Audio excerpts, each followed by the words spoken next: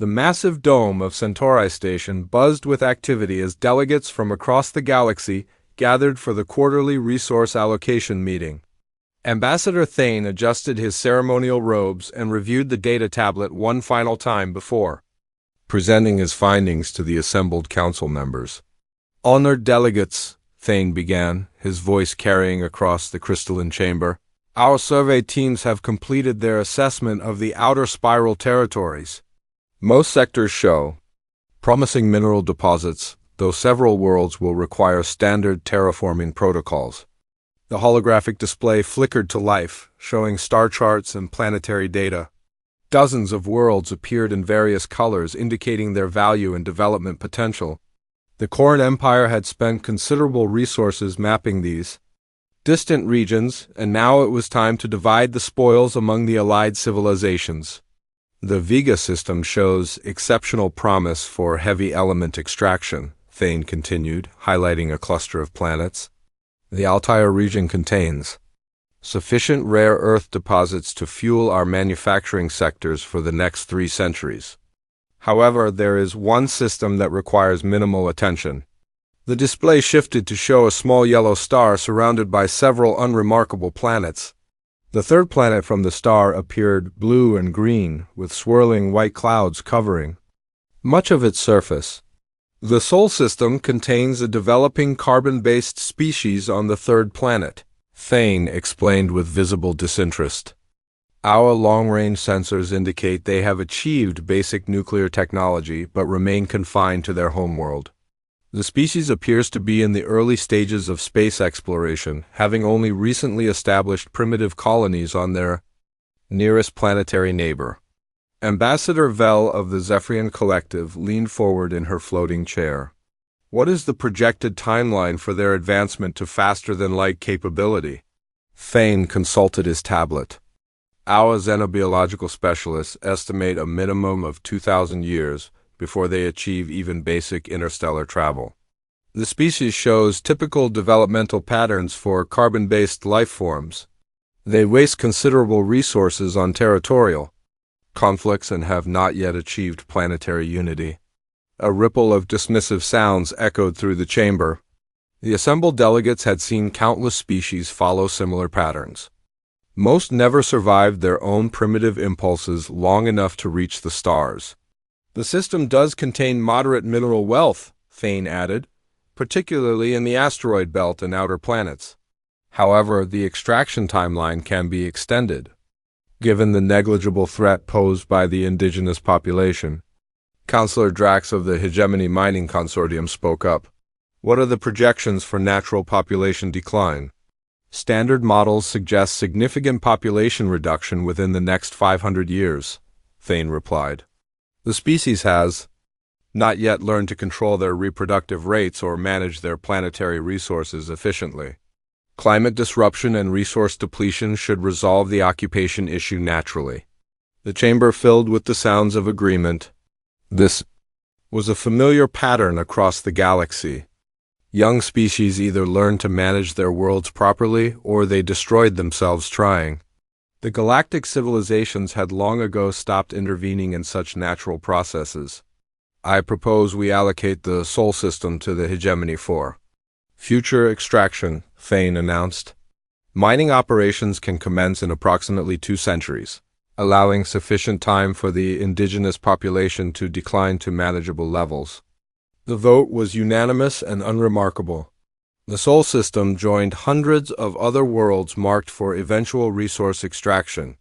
The decision was logged in the vast bureaucratic archives that tracked every inhabited system across the galaxy. Back on Earth, Dr. Emma Walsh stared at the quantum processor display in her laboratory. The breakthrough had come after months of theoretical work, but seeing the actual quantum state stabilize in real time still amazed her. The implications were staggering. "The coherence time is holding steady at 15 minutes, she called to her colleague across the lab. "That's 3 times longer than our previous best attempt." Dr. Roy Fletcher looked up from his fusion reactor diagnostics. "The energy output is remarkable too. We're seeing 97% efficiency in the plasma containment field." If we can scale this up, we'll have unlimited clean energy within a decade. Neither scientist was aware that their work was being monitored by automated sensors positioned throughout the solar system. The core and surveillance network had been tracking Earth's technological development for decades, cataloging each advance and comparing it to standard species development curves. The monitoring system classified the quantum computing breakthrough as expected technological progression and the fusion advancement as within normal parameters for developing civilizations. The data was compressed and transmitted to the Galactic Archives, where it joined countless similar reports from across the galaxy on Mars. The first permanent human settlement was celebrating its 5th anniversary. Colony Administrator Beth Richards stood in the observation dome, watching Earth rise above the Martian horizon. The sight never failed to inspire her, even after years of living on the Red Planet.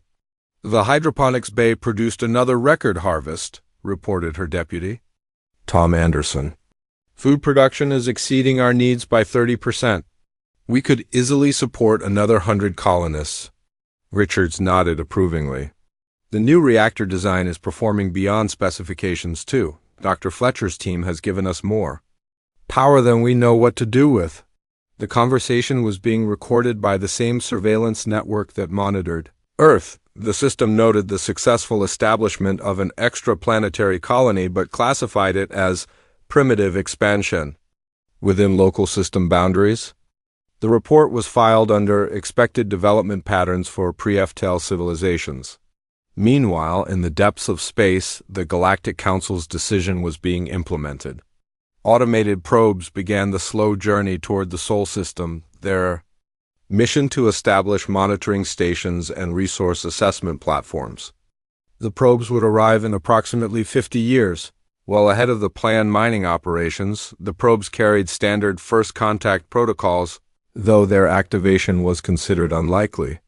The protocols had been developed for species that achieved interstellar capability during the monitoring phase, but statistical analysis suggested less than 1% of observed civilizations reached that level before self-destruction. On Earth, humanity continued its rapid technological advancement, unaware of the cosmic bureaucracy that had already decided their fate.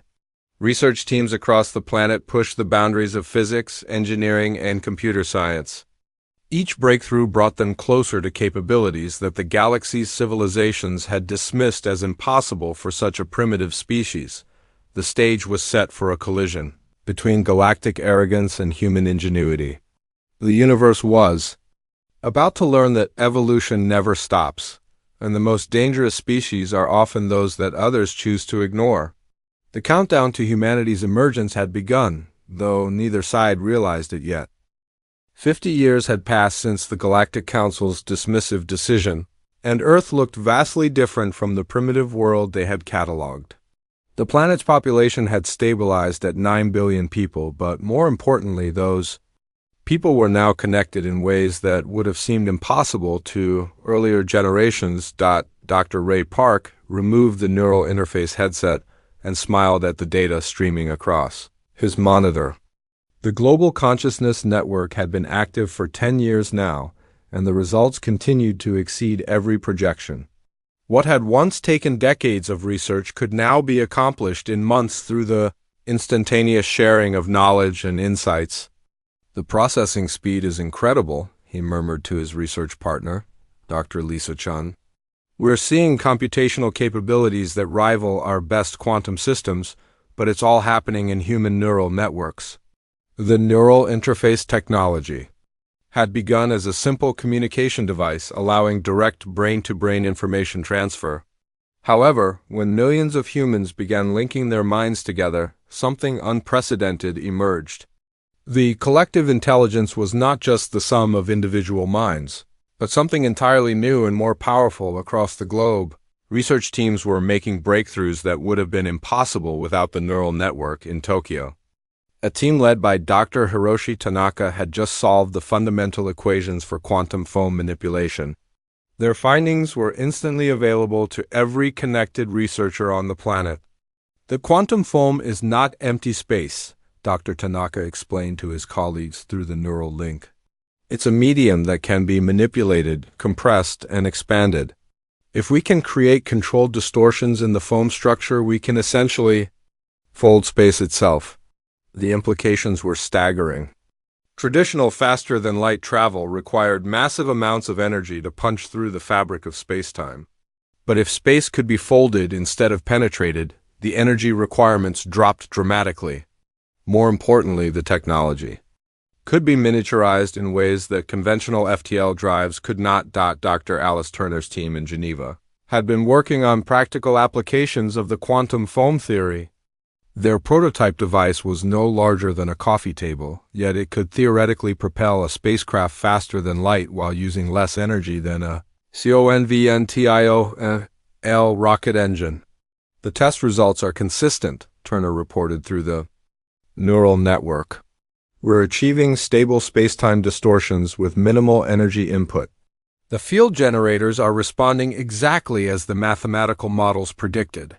The breakthrough came during a routine test of the prototype drive.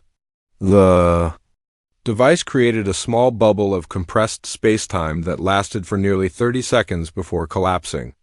During those 30 seconds, the space inside the bubble was effectively isolated from normal spacetime, creating conditions that would allow for faster-than-light travel, unlike the massive FTL drives used by galactic civilizations, which required enormous amounts of exotic matter and energy. The human design was elegant and efficient. It worked by creating a series of quantum foam bubbles that the spacecraft could ride like waves in an ocean. The first practical application came 2 years later when the prototype was scaled up and installed in humanity's first interstellar vessel. The ship, christened Pioneer, was built in secret at a facility hidden in the asteroid belt. The project was known only to a small group of scientists and engineers connected through the neural network. The Pioneer was unlike anything the galaxy had seen before. It was small, sleek, and packed with technology that seemed to defy conventional physics.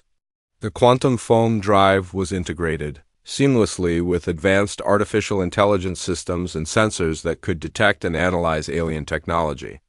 From vast distances, when the Pioneer launched toward Alpha Centauri, it carried a crew of 12 carefully selected individuals, all connected to the global neural network. The journey that should have taken centuries with conventional technology was completed in less than 6 months. The crew's excitement turned to shock when they arrived at their destination. The Alpha Centauri system was not empty as Earth's telescopes had suggested. Massive automated platforms were harvesting the system's asteroid belt, their alien design immediately recognizable as the work of an advanced civilization. "We're not alone," whispered Dr. Sarah Kim, the mission's lead scientist. "These platforms are clearly artificial, and they're mining the system systematically." The crew observed the alien platforms for several weeks, using their advanced sensors to analyze the technology. The platforms were sophisticated but followed design principles that human engineers could understand. More importantly, they appeared to be fully automated with no sign of active alien presence. The decision to study the alien technology was made collectively through the neural network. Every human on Earth could observe the platforms through the crew's enhanced senses, and the best minds on the planet worked together to understand the alien designs. The platforms used a form of FTL drive that was massive, energy-intensive, and required rare materials that were difficult to obtain. The human design was superior in every way except raw power output. The alien technology was like a sledgehammer compared to humanity's surgical scalpel. "Their approach is brute force," explained Dr. Turner through the neural link. "They're using massive amounts of energy to tear holes in spacetime. Our method is more like surfing the quantum foam waves that are already there." The breakthrough came when the crew realized they could improve their own technology by incorporating some of the alien power management systems. The hybrid design that emerged was smaller, more efficient, and virtually undetectable by conventional sensors. The Pioneer returned to Earth with a treasure trove of alien technology and a sobering realization: humanity was not alone in the galaxy, and they were already living in a universe where more advanced civilizations were actively exploiting star systems The news was shared instantly through the neural network, and the response was immediate and coordinated. If humanity was to survive in a galaxy full of advanced civilizations, they would need to be smart, careful, and above all, undetected. The second phase of human expansion began immediately. Using the improved FTL technology, a fleet of small, stealthy ships began exploring nearby star systems. Each ship carried a crew connected to the global neural network, allowing for real-time coordination and information sharing across interstellar distances. The galaxy's surveillance networks detected the FTL signatures from these ships, but the automated systems classified them as routine traffic from known civilizations. The possibility that the signals came from the supposedly primitive Sol system never occurred to the monitoring algorithms. Humanity had achieved something unprecedented in galactic history. They had developed interstellar capability while remaining completely undetected by the established powers. The stage was set for a shadow expansion that would reshape the balance of power in the galaxy. The observation deck of New Geneva Station offered a spectacular view of the binary star system that humanity had claimed as their first extrasolar capital. Admiral Grace Kim stood silently watching the construction crews putting the finishing touches on the massive orbital shipyard that would soon produce the next generation of human vessels. 2 decades had passed since the pioneers' historic journey, and humanity had transformed from a single-world species into a hidden galactic power. 17 star systems now flew under human control, each carefully selected to avoid detection by the established galactic civilizations. "The latest intelligence reports are troubling," reported Commander Tim Walsh, handing the Admiral a secure data tablet. "Long-range sensors have detected increased core activity in the outer spiral regions. They're accelerating their expansion timeline." Admiral Kim reviewed the data with practiced efficiency. The Corans had been humanity's primary concern since the discovery of their mining platforms in Alpha Centauri.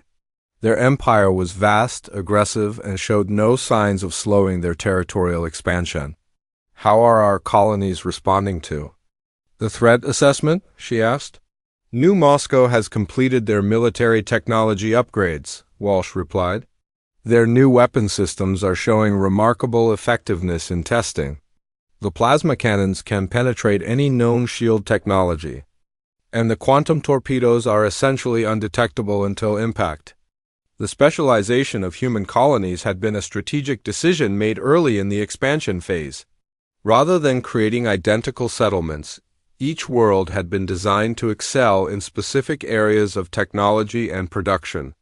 The approach had proven incredibly effective. New Moscow had become humanity's military research center, developing weapons and defense systems that surpassed anything the galaxy had seen. Their scientists had learned to weaponize the same quantum foam technology that powered human FTL drives, creating devastating effects that conventional defenses could not counter. Haven specialized in terraforming and environmental engineering. Their techniques could transform barren worlds into garden paradises in a fraction of the time required by galactic civilizations. The technology was based on accelerated evolution and genetic manipulation that pushed the boundaries of what was considered possible. Prometheus had become the center for artificial intelligence research. Their AI systems were not just computational tools but genuine artificial minds that could think, learn, and create. The AIs had become full partners in humanity's expansion, providing insights and capabilities that even the neural network could not match. "The Prometheus AIs have made another breakthrough," Walsh continued. "They've developed a new form of cloaking technology that doesn't just hide our ships from sensors, but actually makes them exist in a slightly different dimensional phase." Admiral Kim raised an eyebrow. "Dimensional phase shifting?" "The AIs call it quantum shadow technology. Our ships can shift slightly out of normal spacetime, making them completely invisible and intangible to conventional detection methods. The enemy can't see us, can't touch us, and can't even prove we exist." The implications were staggering. Human ships had already been nearly undetectable using conventional stealth technology. Now they could become literally invisible to any civilization that relied on traditional physics. The technology had been tested just weeks earlier when a human exploration vessel encountered a Zephyrian patrol near the Veil Nebula. The Zephyrians were known as one of the galaxy's most advanced civilizations, with sensor technology that could detect a grain of sand from light years away. Dr. Sam Wright had been aboard the exploration vessel when the encounter occurred. His team had been testing the new cloaking system when the Zephyrian patrol suddenly appeared on their sensors. They came out of nowhere, Wright had reported through the neural network. 3 heavy cruisers and a command ship, all with sensor arrays that could map every atom in this system. They were clearly surprised to find humans so far from Earth. The Zephyrian commander had attempted to communicate, demanding to know how humans had traveled so far from their homeworld. The question itself revealed how little the galactic civilizations knew about human capabilities. I activated the quantum shadow protocol, Wright had continued. The effect was immediate and complete. From the Zephyrian perspective, we simply vanished. Their sensors showed nothing, their weapons couldn't lock onto us, and their communication attempts received no response. The Zephyrian patrol had spent several hours searching for the missing human vessel, their advanced technology utterly useless against the quantum shadow effect. Eventually, they had given up and returned to their base with reports of mysterious hallucinations caused by the nebula's exotic radiation. The incident had demonstrated 2 important facts. First, the galactic civilizations were still completely unaware of humanity's true capabilities. Second, human technology had reached a point where it could fool even the most advanced alien sensors. What's the status of our communication network? Admiral Kim asked. The quantum relay system is fully operational, Walsh replied. We can maintain real-time communication across all 17 colonies, and the network is completely secure. Even if the aliens intercept our transmissions, they can't decrypt them without understanding quantum consciousness technology. The quantum communication network was another human innovation that had no equivalent in galactic technology. It used entangled particles to create instantaneous communication across any distance. But the messages were encoded using patterns derived from human neural activity. Only minds connected to the global consciousness network could decode the transmissions. The network had enabled unprecedented coordination between human colonies. When a threat was detected in one system, every other colony knew about it within minutes. When a breakthrough was achieved in one research facility, the knowledge was available everywhere else immediately. The Galactic Council is still showing no interest in the Sol system, Walsh added. Their surveillance networks continue to classify Earth as a pre-FTL civilization. The mining operation scheduled for our home system has been delayed indefinitely due to the brewing conflict between the hegemony and the collective. Admiral Kim nodded grimly. The political situation in the galaxy was becoming increasingly unstable. The hegemony's aggressive expansion policies were creating tension with the collective's more cooperative approach. Smaller civilizations were being forced to choose sides, and the potential for a galactic war was growing daily. A galactic war might actually benefit us, she mused. If the major powers are fighting each other, they'll have less attention to spare for monitoring the outer systems. The thought was both encouraging and terrifying.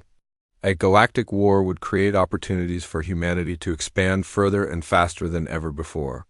However, it would also mean billions of sentient beings would die in a conflict that humans had played no role in starting. What are our contingency plans if the war spreads to our territories? Kim asked. The Shadow Fleet is ready for deployment, Walsh replied. We have 47 ships equipped with the latest technology, including quantum shadow drives and dimensional weapons. If necessary, we can evacuate all human colonies within 72 hours. The Shadow Fleet was humanity's ace in the hole. Unlike the exploration vessels that had been mapping the galaxy, these ships were designed for combat and built using the most advanced technology available. They were small, fast, and devastating in their capabilities. More importantly, they were completely invisible to galactic detection systems. The Shadow Fleet could move anywhere in the galaxy without being detected, strike without warning, and vanish without a trace. I hope it doesn't come to that, Admiral Kim said quietly. "But if the galaxy forces our hand, they'll discover that humanity is not the primitive species they think we are." The stage was set for the next phase of human expansion.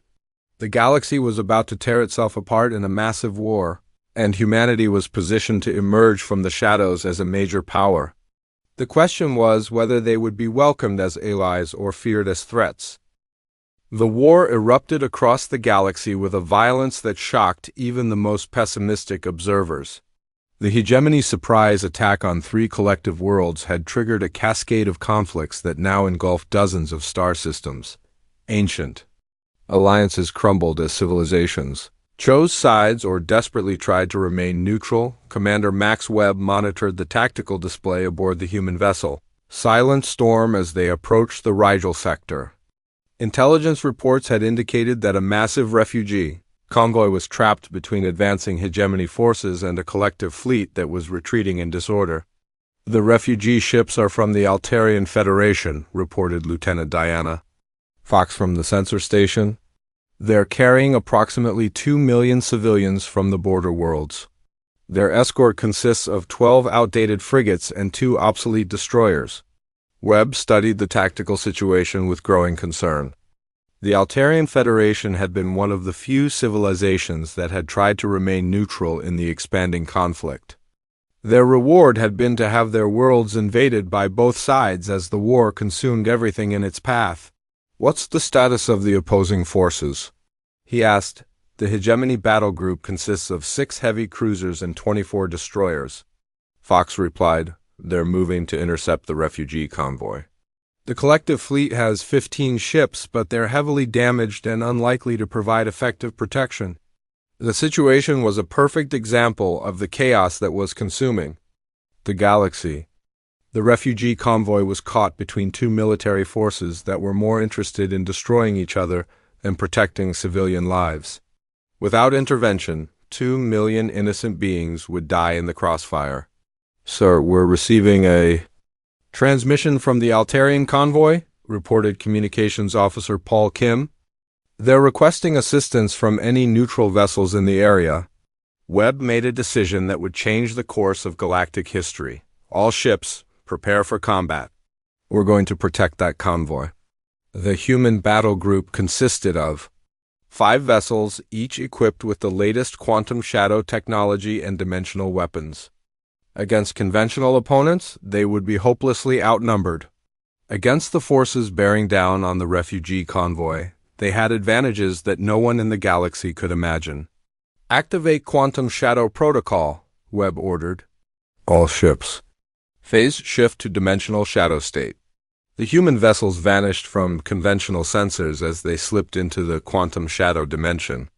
They could observe and interact with normal space, but they were completely invisible and intangible to any technology the galaxy possessed. The battle began when the hegemony forces opened fire on the refugee convoy. The outdated Altarian escorts tried to return fire, but their weapons were no match for the advanced hegemony cruisers. 3 refugee ships were destroyed in the first salvo, their debris scattered across space. "This is Commander Webb of the Terran Defense Force," Webb broadcast. "On all frequencies. Hegemony forces, you will cease fire immediately and withdraw from this system." The transmission caused confusion throughout the battle zone. The hegemony commander demanded to know the identity of the unknown force, while the collective fleet wondered how human vessels had appeared so far from Earth. "Unknown vessels, identify yourselves," demanded the hegemony commander. "You are interfering with a legitimate military operation. This is your final warning," Webb replied. "Withdraw now or face the consequences." The hegemony response was predictable. The heavy cruisers turned their weapons toward the coordinates where the human transmission had originated, only to find empty space. Their sensors detected nothing, their targeting systems found no viable targets, and their weapons had nothing to lock onto. "Engage the enemy," Webb ordered. The battle was unlike anything the galaxy had ever witnessed. Human ships materialized from the quantum shadow dimension, fired their dimensional weapons, and disappeared again before the enemy could respond. The hegemony forces found themselves fighting ghosts that could strike from any direction without warning. The dimensional weapons were devastating in their effectiveness. Rather than simply destroying enemy ships, they created localized space-time distortions that tore the vessels apart at the molecular level. Hull armor and energy shields were useless against weapons that attacked the very fabric of reality within. Minutes, the entire hegemony battle group was destroyed. The heavy cruisers that had seemed invincible were reduced to expanding clouds of debris. The destroyers that had been preparing to slaughter civilians were eliminated before they could fire a single shot. The collective fleet, which had been preparing for their own destruction, found themselves facing a completely different situation. The mysterious human vessels had appeared from nowhere and eliminated their enemies with ease.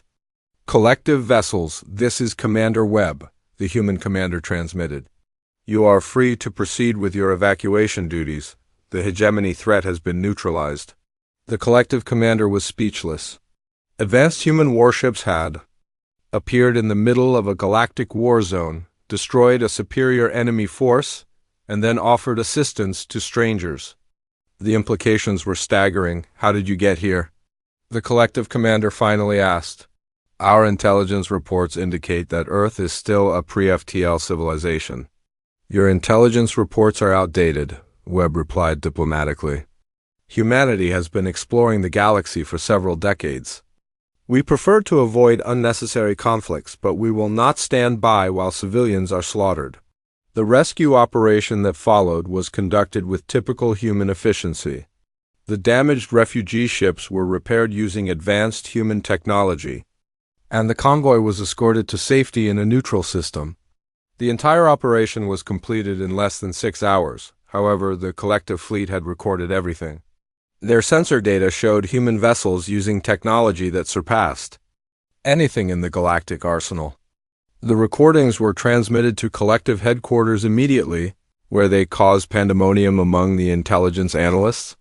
"The humans have achieved faster-than-light travel," reported Intelligence Director Kex to the Collective Council. "More than that, they possess military technology that appears to violate several fundamental laws of physics." The news spread rapidly through the intelligence networks of both major powers. Emergency meetings were convened on dozens of worlds as military leaders struggled to understand how a primitive species had apparently surpassed their own technological capabilities. "The stealth technology is completely beyond our understanding," reported Hegemony Admiral Tash to his superiors. "Our sensors detected nothing until the moment their weapons fired. They could have fleets positioned throughout our territory without our knowledge." The realization hit the galactic powers like a shock wave. For decades, they had dismissed humanity as an insignificant species that posed no threat to galactic stability. Now they were forced to confront the possibility that humans had been quietly building a technological advantage that could shift the balance of power in the galaxy. "How many human colonies are there?" demanded Hegemony High Command. "We don't." "No," Admiral Tash replied grimly. "If they can remain completely invisible to our sensors, they could have established settlements in hundreds of star systems.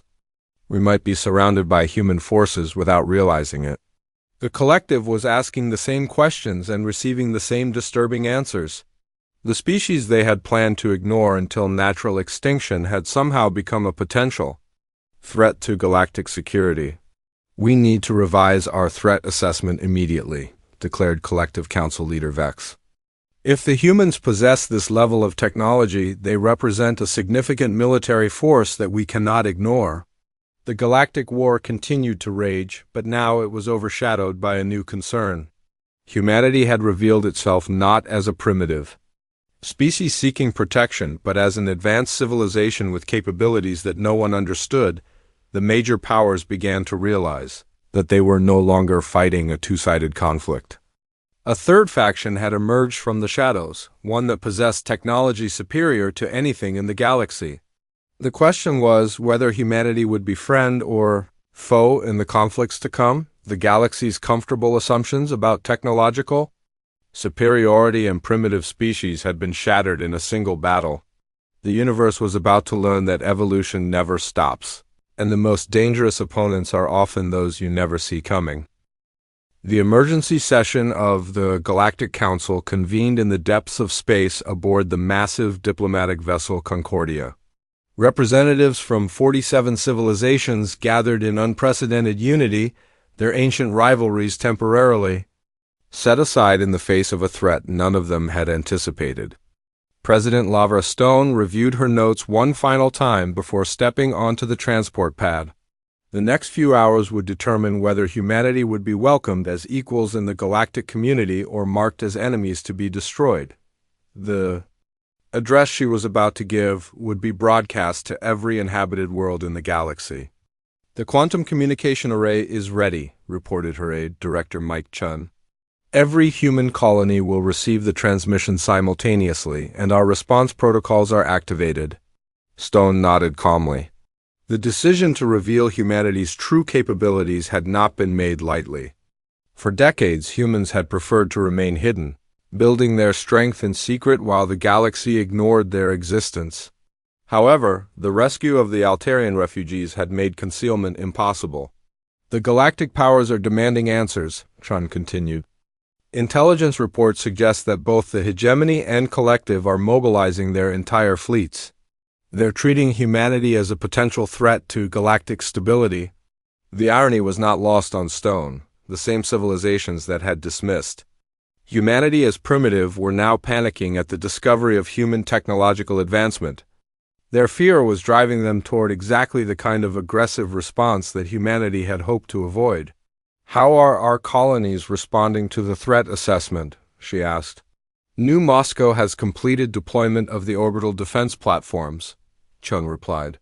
"The Shadow Fleet is positioned throughout the galaxy, ready to respond to any hostile action. Prometheus has activated the AI defense networks, and all human worlds are operating under maximum security protocols." The transport materialized in the council chamber, and Stone stepped onto the central platform. The assembled delegates turned to face her, their expressions ranging from curiosity to barely concealed hostility. The tension in the chamber was palpable. "Honored delegates," Stone began, her voice carrying clearly through the translation systems. "I am President LeVar Stone of the Terran Federation. I come before you not as a petitioner seeking membership in your galactic community, but as the representative of an established power that can no longer remain hidden." A murmur of surprise rippled through the assembly. The human had just announced that Earth was not the primitive world they had catalogued, but the capital of an interstellar federation.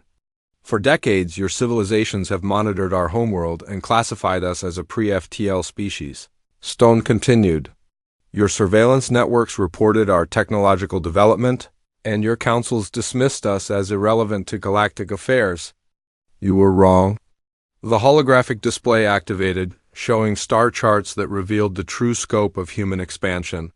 17 star systems were highlighted, each showing the distinctive signatures of advanced human technology.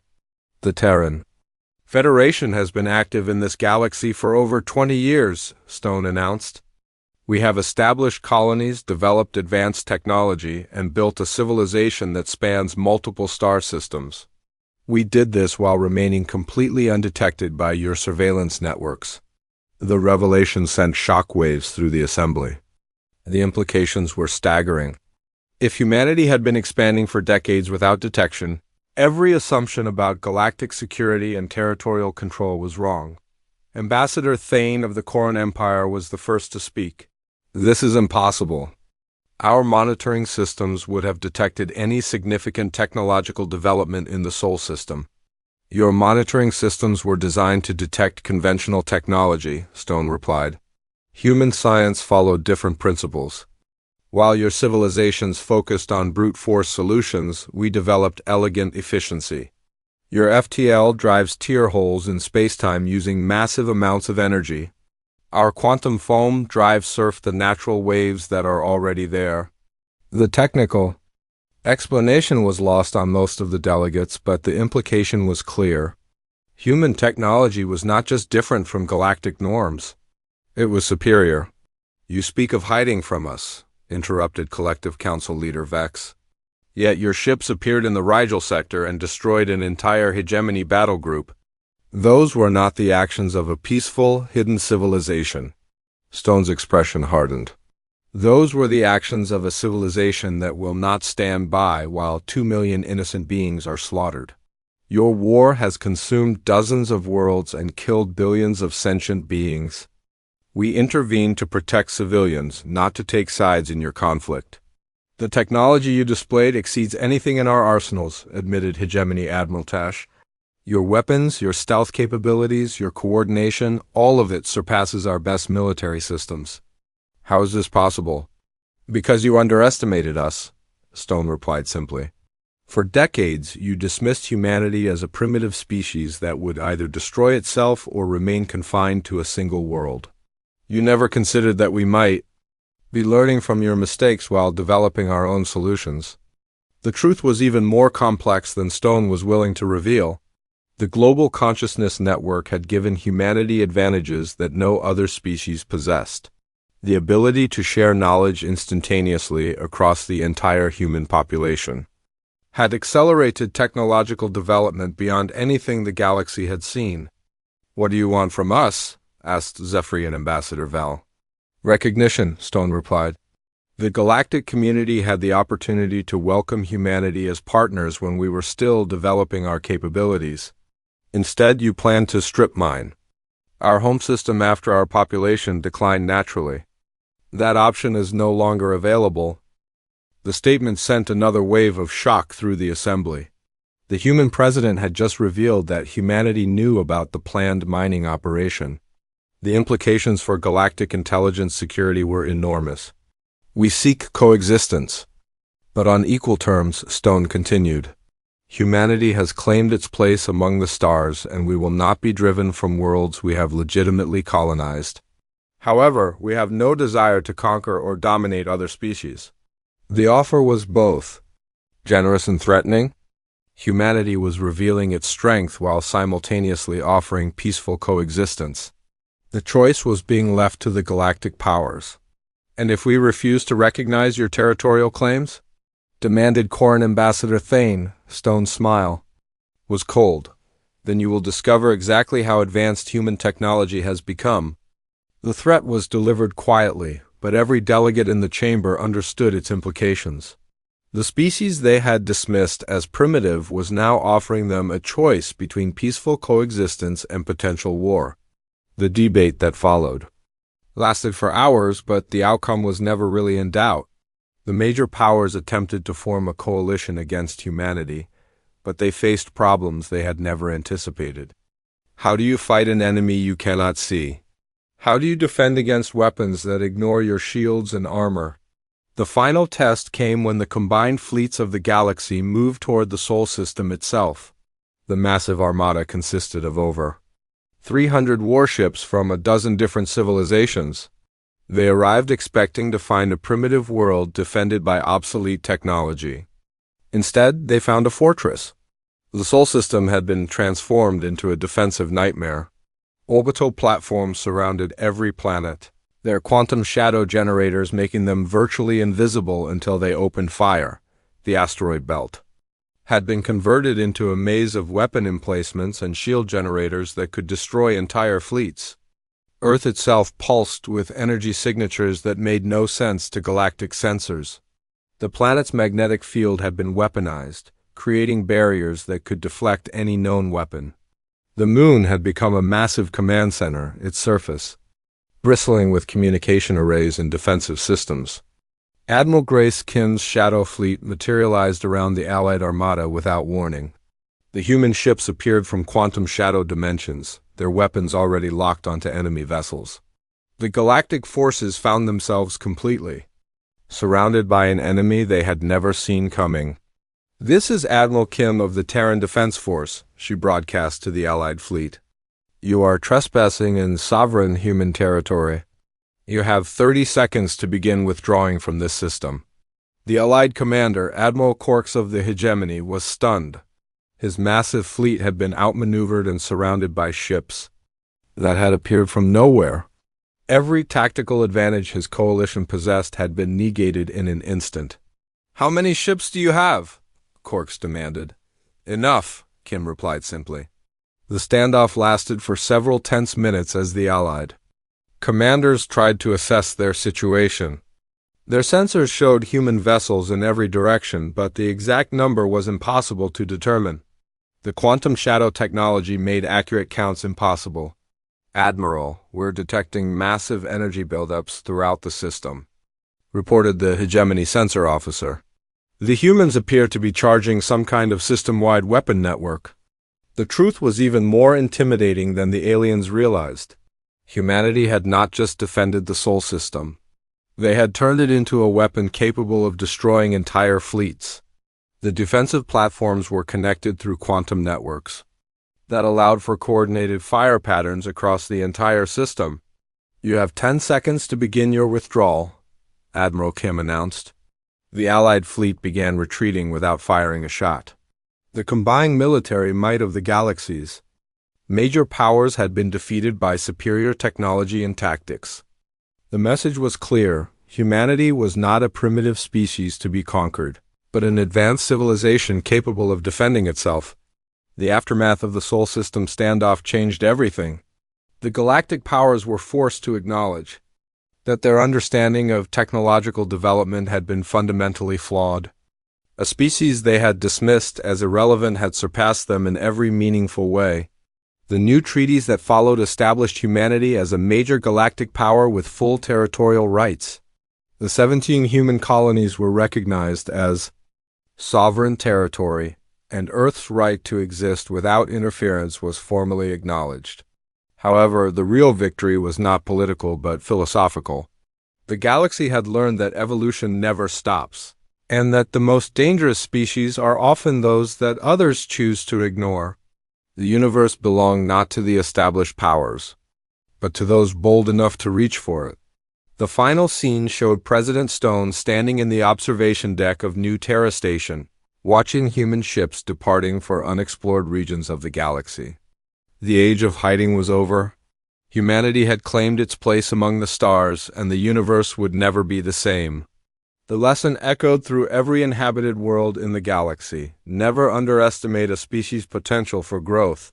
Never dismiss intelligence as irrelevant, and never assume that current capabilities determine future possibilities.